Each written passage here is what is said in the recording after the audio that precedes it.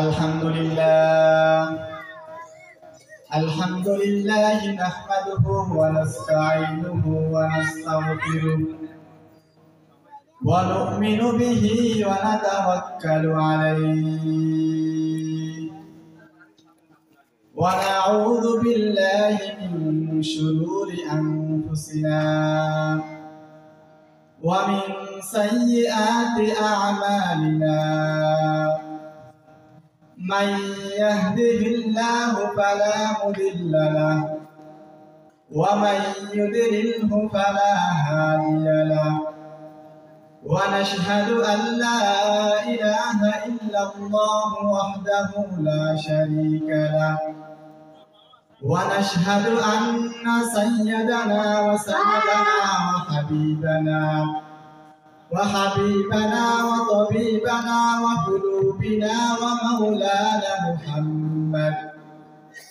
ومولانا محمدا عبده ورسوله صلى الله تعالى عليه وعلى آله وأصحابه وبارك وسلم تسليما كثيرا أما بعد فأعوذ بالله من الشيطان الرجيم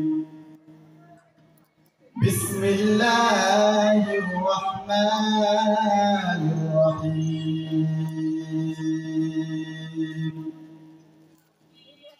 وأقيموا الصلاة وآتوا الزكاة واركعوا مع الراكعين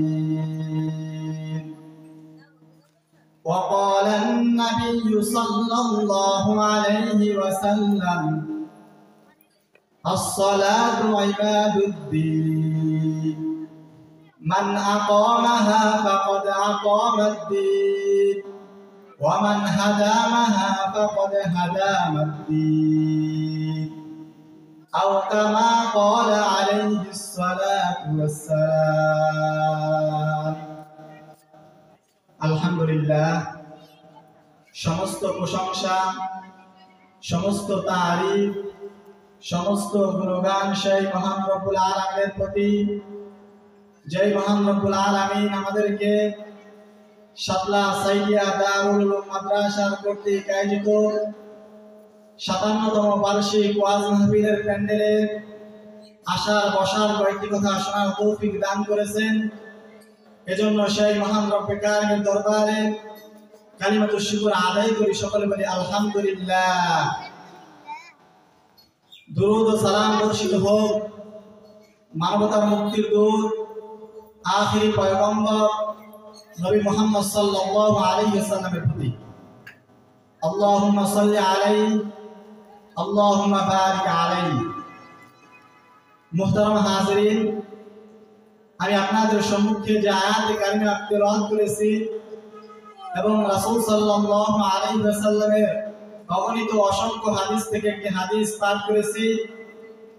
আল্লাহ রাব্বুল আলামিন এই কোরআন এবং হাদিসের মধ্যে নামাজের গুরুত্ব, নামাজের ফজিলত এবং নামাজ তরককারীর পরিণতি সম্পর্কে আল্লাহ রাব্বুল আলামিন আলোচনা করেছেন।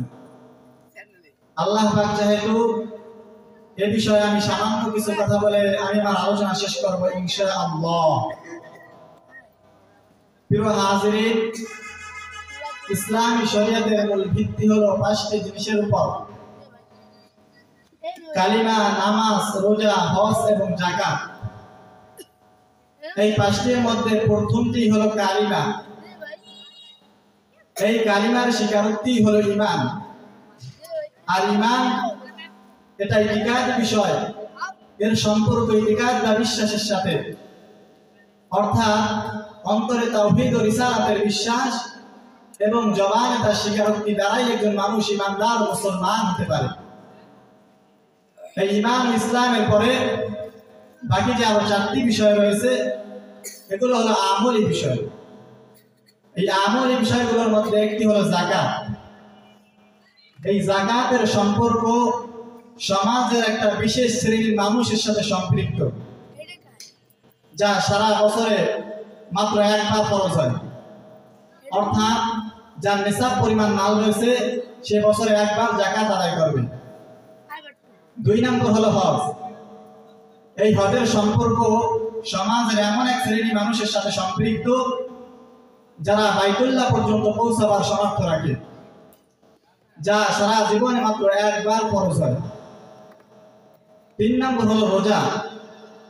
এই রোজাও বছরে 1 মাস পালন করতে হয়, অর্থাৎ এই 3টি আমল নিজ নিজ অঙ্গনে গুরুত্বপূর্ণ হলেও এগুলো যেমন দৈনিক দিনের আমল নয়, ঠিক তেমন এগুলো প্রত্যেকের জন্য প্রযোজ্য নয়।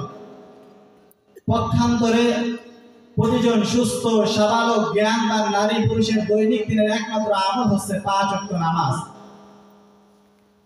আল্লাহ রাব্বুল আলামিনের খাঁটি বান্দা হওয়ার জন্য, তার নৈকট্য অর্জন করার জন্য নামাজের যে বিকল্প আর কিছুই নেই। একজন মুমিনের জীবনে সবচেয়ে গুরুত্বপূর্ণ ইবাদত হচ্ছে নামাজ। আল্লাহ রাব্বুল আলামিন মানব এবং জিন জাতিকে সৃষ্টি করেছেন একমাত্র তার ইবাদতের জন্য, আর ইবাদতের মধ্যে সর্বশ্রেষ্ঠ ইবাদত হচ্ছে নামাজ। নামাজ ধর্মের খুঁটি। রাসূল সাল্লাল্লাহু আলাইহি ওয়াসাল্লাম বলেন, আস-সালাতু ইমাদুদ্দিন, মান আকামাহা ফাকাদ আকামাদ্দিন, ওয়া মান হাদামাহা ফাকাদ হাদামাদ্দিন। নামাজ ধর্মের খুঁটি। যে ব্যক্তি নামাজকে ঠিক রাখলো সে ধর্মকে ঠিক রাখলো, আর যে ব্যক্তি এই খুঁটিকে বিনষ্ট করলো, এই নামাজকে বিনষ্ট করলো, সে ধর্মকেই বিনষ্ট করে দিল। এই নামাজ সর্বপ্রথম ইবাদত যা এই উম্মতের উপর ফরজ করা হয়েছে। এই নামাজের মাধ্যমে বান্দা আল্লাহ রাব্বুল আলামিনের সান্নিধ্য লাভ করতে পারে। আল্লাহ এবং বান্দার মাঝে গভীর সম্পর্ক গড়ে ওঠার মাধ্যমই হলো এই নামাজ। রাসূল সাল্লাল্লাহু আলাইহি ওয়াসাল্লাম বলেন, আকরাবু মা ইয়াকুনুল আবদু মির রাব্বিহি ওয়া হুয়া সাজিদুন। বান্দা সিজদারত অবস্থায় তার রবের সবচেয়ে নিকটবর্তী হয়। এখানে সিজদা দ্বারা উদ্দেশ্য হলো নামাজ, অর্থাৎ যার যত বেশি নামাজ হবে সে তত বেশি আল্লাহ রাব্বুল আলামিনের নিকটবর্তী হবে, তার নৈকট্য অর্জন করবে, তার সান্নিধ্য লাভ করবে। নামাজ এতটাই গুরুত্বপূর্ণ একটা ইবাদত যে আল্লাহ রাব্বুল আলামিন সমস্ত ইবাদত হুকুম আহকাম হযরত জিবরাইল আলাইহিস সালাতু ওয়াস সালামের মাধ্যমে ওহী আকারে দুনিয়াতে প্রেরণ করেছেন। আর নামাজ আল্লাহ রাব্বুল আলামিন তার প্রিয় হাবিব মুহাম্মদ সাল্লাল্লাহু আলাইহি ওয়াসাল্লামকে আরশে আযীমে তার সান্নিধ্যে রেখে বিশেষভাবে নবী ও তার উম্মতকে হাদিয়া উপঢৌকন হিসেবে দান করেছেন। বলেন না সুবহানাল্লাহ। বিশেষভাবে নবী ও তার উম্মতকে হাদিয়া উপঢৌকন হিসেবে দান করেছেন। নামাজ আল্লাহ তাআলার নিকট অত্যন্ত পছন্দনীয় একটি আমল। তিনি সমস্ত মাখলুকের উপর কোনো না কোনো ভাবে নামাজকে ফরজ করে দিয়েছেন। হযরত শাহ আব্দুল আজিজ মুহাদ্দিস দেহলভী রাহমাতুল্লাহি আলাইহি বলেন, প্রত্যেক সৃষ্টির নামাজ তার সৃষ্টিগত অবস্থার অনুযায়ী রাখা হয়েছে, অর্থাৎ কার নামাজ শুধু কিয়াম রয়েছে, রুকু নাই, সিজদা নাই। যেমন গাছপালা এক পায়ে দাঁড়িয়ে আল্লাহ রাব্বুল আলামিনের তাসবিহাতে মশগুল রয়েছে, এটাই তার নামাজ। কারণ নামাজে শুধু রুকু রয়েছে, সিজদা নাই, কিয়াম নাই। যেমন গৃহপালিত পশু চতুষ্পদ জন্তু। কারণ নামাজে শুধু সিজদা রয়েছে, রুকু নাই, কিয়াম নাই। যেমন সাপ, পিচ্চু, কীট পতঙ্গ ইত্যাদি। কারণ নামাজে শুধু তাশাহুদের হালাতে হাঁটু গেড়ে বসা অবস্থায় রয়েছে। যেমন পাহাড় পর্বত। মোট কথা আল্লাহ রাব্বুল আলামিন যাকে যে হালাতে সৃষ্টি করেছেন সে নিজ নিজ অবস্থায় আল্লাহ রাব্বুল আলামিনের ইবাদত করে যাচ্ছে।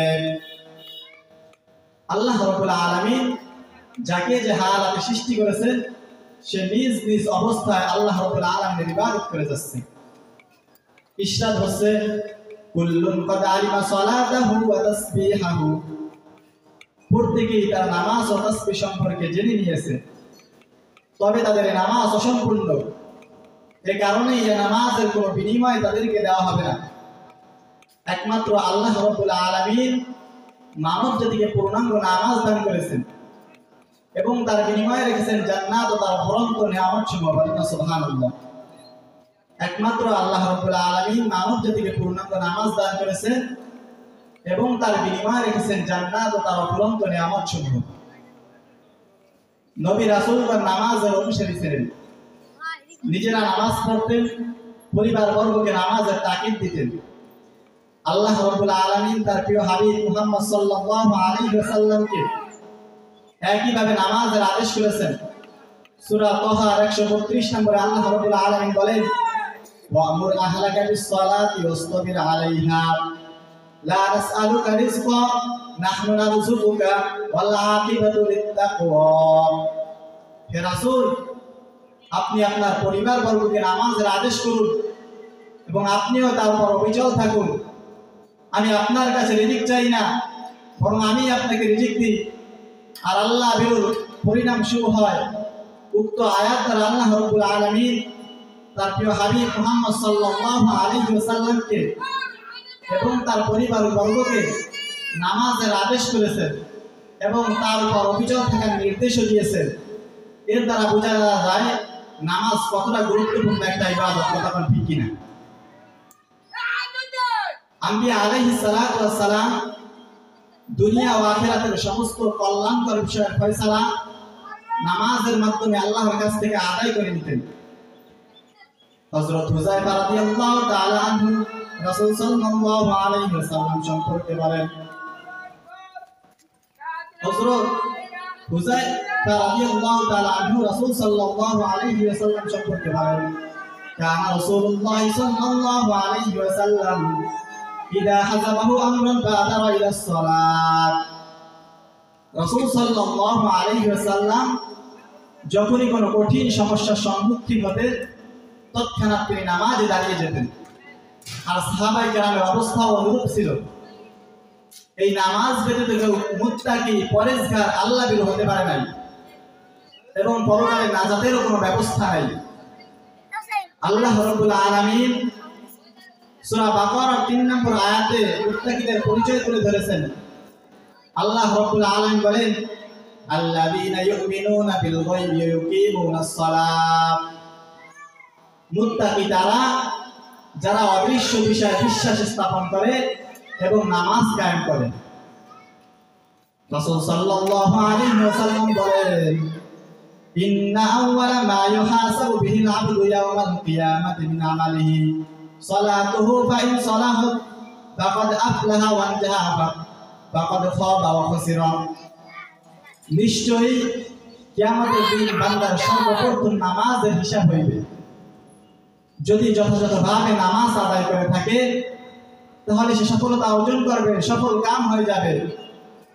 আর যদি যথাযথভাবে নামাজ আদায় করে না থাকে তাহলে সে কঠিন সমস্যার সম্মুখীন হবে, সে ব্যর্থ হবে, সে বিপদগ্রস্ত হবে, সে বিপর্যস্ত হবে। আল্লাহ রাব্বুল আলামিন নামাজের ফজিলত সম্পর্কে কোরআনে বহু আয়াত নাযিল করেছেন। আল্লাহ রাব্বুল আলামিন নামাজি ব্যক্তিদেরকে জান্নাতের উঁচু মাকাম দান করবেন। তাই আল্লাহ রাব্বুল আলামিন সূরা মুমিনের 9 থেকে 11 নম্বর আয়াতের মধ্যে বলেন, ওয়াল্লাযীনা হুম আলা সালাতিহিম ইউহাফিজুন উলাইকা হুমুল ওয়ারিসুন আল্লাযীনা ইয়ারিসুনাল ফিরদাউস হুম ফিহা খালিদুন। আর যারা তাদের নামাজকে হেফাজত করবে তারা হবে অধিকারী হবে জান্নাতুল ফিরদাউসের, আর তারা তাতে চিরকাল থাকবে। এই নামাজ সমস্ত অশ্লীল ফাহিশা মন্দ কাজ থেকে বিরত রাখে। আল্লাহ রাব্বুল আলামিন সূরা আনকাবুতের 45 নম্বর আয়াতে বলেন, ইন্নাস সালাতা তানহা আনিল ফাহশাই ওয়াল মুনকার। নিশ্চয় নামাজ সমস্ত অশ্লীল ফাহিশা মন্দ কাজ থেকে বিরত রাখে।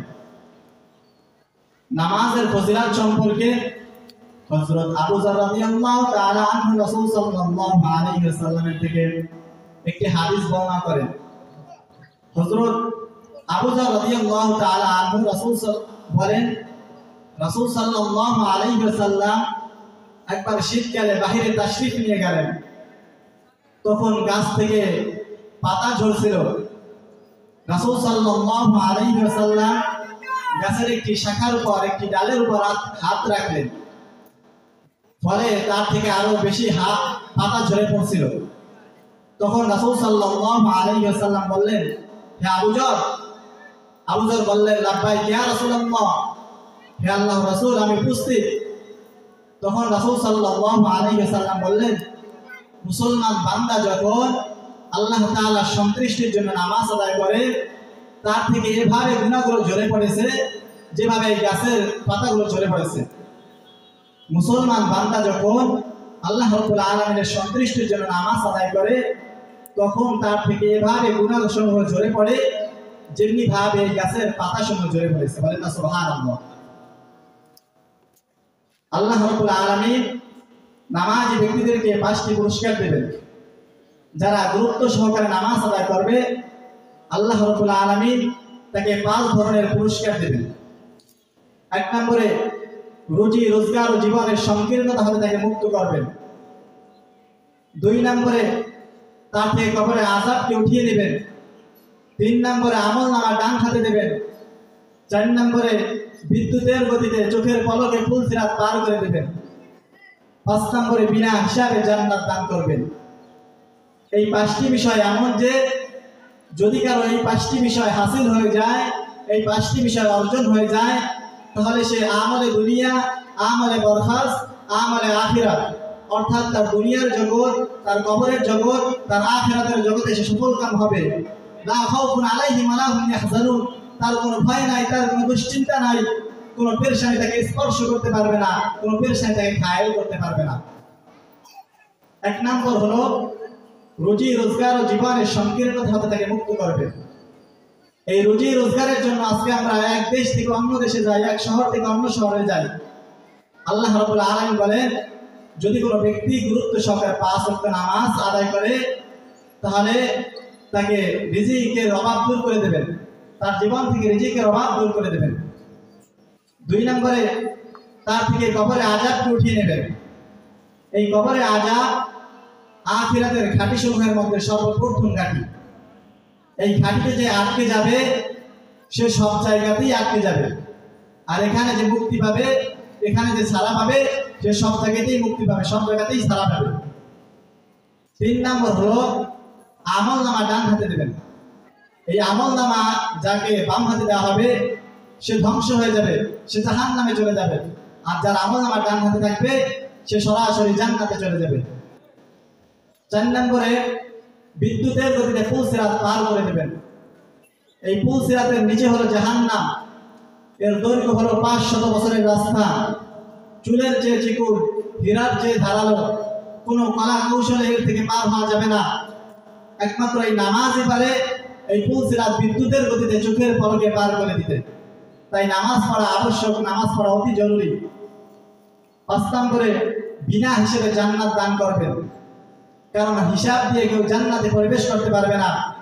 রাসূল সাল্লাল্লাহু আলাইহি ওয়াসাল্লাম বলেন, মান হুসিবা উকিবা, যার হিসাব না হবে তাকে আযাব দেওয়া হবে। এই হলো নামাজি ব্যক্তিদের পুরস্কার।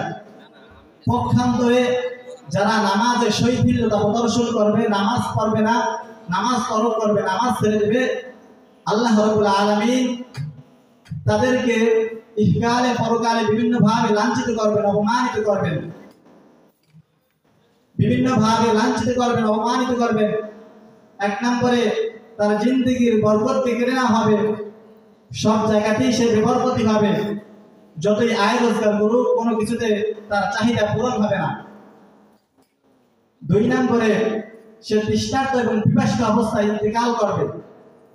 সে এতটাই তৃষ্ণার্ত থাকবে যে সারা পৃথিবীর পানি যদি তাকে পান করানো হয়, তবুও তার তৃষ্ণা নিবারণ হবে না।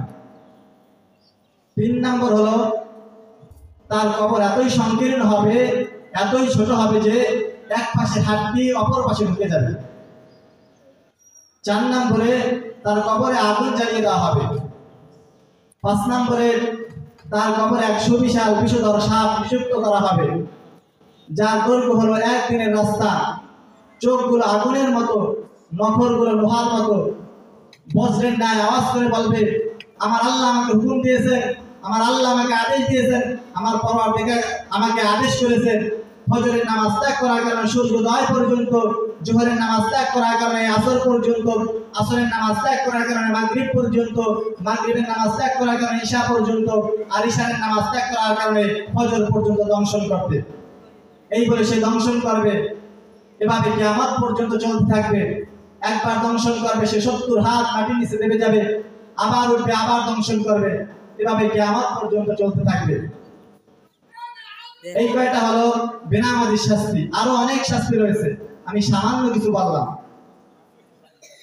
রাসূল সাল্লাল্লাহু আলাইহি ওয়াসাল্লামের সর্বশেষ ওসিয়াত এটাই ছিল, as-সালাত as-সালাত, তোমরা নামাজের প্রতি যত্নবান হও।